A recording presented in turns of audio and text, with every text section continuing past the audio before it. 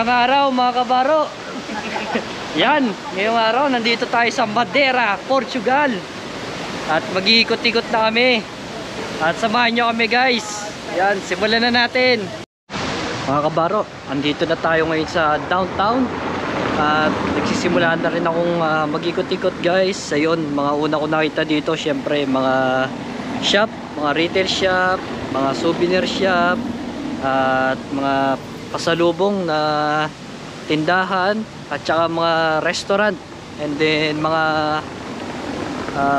tawag dito, yung mga ice creaman, ganyan. Ayun, yung mga kadalasan na nakikita ko pa lang sa ngayon. Guys, ito, may nadaanan ako dito, isang garden area. Ayan guys, papakita ko sa inyo dito sa papuntang downtown. Ito, parang park din. Marami ring mga nakatambay dito, mga turista. At saka may mga monument, ayan, na nakalagay din dito. Mga kilalang tao siguro sa kanila. At dito rin yung pahingahan ng ibang mga galing siguro sa downtown guys. Ang Funchal Madeira ay may mga magagandang botanic garden park na nagiging atraksyon sa mga turista at nagiging pahingahan din pagtapos umikot sa loob ng downtown. Habang sa paglalakad mo sa lugar na ito, madadaanan mo din at makikita ang mga kilalang historical place nila dito. At hindi may tatanggi ang ganda ng lugar, kaya maraming mga turista dito taon-taon sa Funchal Madeira. Marami ding mga iba't ibang simbahan, katedral na isa ding pinupuntahan ng mga turista dito. Sa pag-iikot mo sa lugar, may enjoy at magugustuhan mo ang iyong mga makikita bago ka pa makapunta sa mismong bayan nito. Pahinga muna ako dito sa may tambayan nila dito sa may downtown. At dito sa likod ko yung bangko nila, saka yung monumento. Yan sa likod ko, may monumento dito. Pahinga muna guys, at nakakapagod maglakad. Ang haba ng lakarin dito sa may downtown nila. Ang Funchal Madeira, Portugal ay ang pinakamalaking lungsod, ang municipal at ang kabisera ng Region of Madeira ng Portugal na nasa hangganan ng karagatang Atlantiko. Ginawa itong ika-6 na pinakamalaking lungsod sa Portugal. Dahil sa mataas na halaga nito sa kultura at kasaysayan, ang Funchal Madeira ay isa sa pangunahing atraksyon panturista ng Portugal. At ito ang nangungunang Portugis na daungan ng mga cruise liner.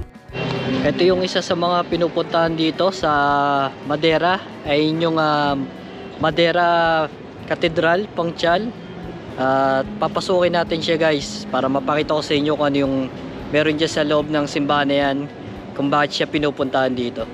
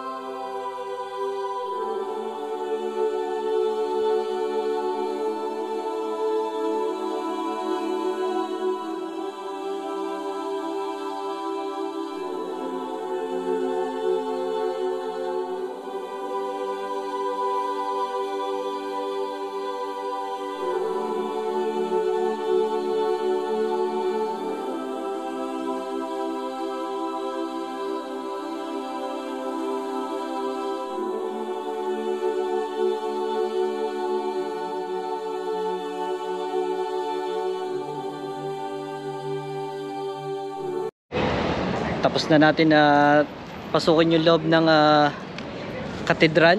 Ayun yung Funchal Cathedral Madeira na tinatawag nila dito. Ito yung isa sa mga kilalang lugar dito guys. Kaya pag nagpunta kayo, huwag nyo palalagpasin tong simbahan na to. Nag-iikot-ikot pa rin tayo. Ayan, nakita nyo naman sa likod ko, ito yung mga isang hilera ng souvenir shop. Ayan, daming paninda. At Dito naman sa kabila, mga shop naman, retail shop guys. Ayan. Pag umikot kayo dito, yan. Ayan ang mga kadalasan yung makikita dito. Dito naman sa area na to, puro shop naman, mga retail shop naman guys. Yung makikita nyo. Yung ito lang yung kabilang way lang. Yung pinuntahan ko kanina. Ayan. Mas marami nga lang tao dito at mga namimili sa lugar na ito. Ang Funchal ay ang kabisera ng Madera at ang pinakamatao sa labas ng mainland ng Portugis. Ang lungsod ay sumasaklaw sa isang lugar na 76 na kilometro at may mahigit na 100,000 Portugis ang naninirahan dito. Sa lugar ng Madera, Portugal, nakatira ang sikat na soccer player sa buong mundo na si Cristiano Ronaldo, ay isang Portugis na naglalaro bilang forward at kapitan ng Saudi Pro League Club. Mga kabaro, andito na ako sa isang kilalang lugar dito sa Madera. Ayan. Kung nakikilala nyo itong nasa likod ko, ito si Cristiano Ronaldo. Ayan. Taga dito pala siya sa Madera guys. Ayan, dito siya lumaki. Ayan guys, so pinatuyuan na siya ng monumento dito. Tsaka dito naman sa likod ko, meron siyang shop. Ayan. Yung CR7 na sponsor niya sa soccer guys. Tsaka yung sa taas niyan, mapapansin nyo, meron naman ditong hotel. Ayan, sa bandang kabilang side naman ng tindahan. Ayan, meron siyang pesta na CR7 Hotel. Ayan, nasa taas lang ng shop. Ayan, kaya kung mapupunta kayo dito guys, huwag nyo palampasin yan. At malapit lang din naman siya sa port. Kung mapapansin nyo, ayan, oh. Ito yung barko namin guys. Tapos andito lang siya, halos katapat lang yung monument ni Cristiano Ronaldo, tsaka yung shop niya and hotel. Mga kabaro, napakita ko na sa inyo at libot na rin natin yung lugar dito sa Madera, Portugal. Ay lang guys, yung mga pwede nating puntahan dito. Yan. At syempre, huwag nyong palalagpasin syempre yung pinakahuli kong pinakita sa inyo guys, yung kay Cristiano Ronaldo. Yun guys, napakita ko na sa inyo ang ganda ng Madera, Portugal. At yun, ayun yung mga pwede nyong puntahan dito guys. At yun, talagang madaming turista, nakita nyo naman. Tsaka marami talagang pwedeng gawin dito guys at mga puntahan. Pwede kang mag-shopping, pwede kang mamasyal, yan, halos lahat nandito na. At dito ko na lang din tatapusin tong video ko na to. At salamat sa patuloy na panonood guys. At palagi kayong mag-iingat. God bless sa inyo. See you on next vlog. Bye!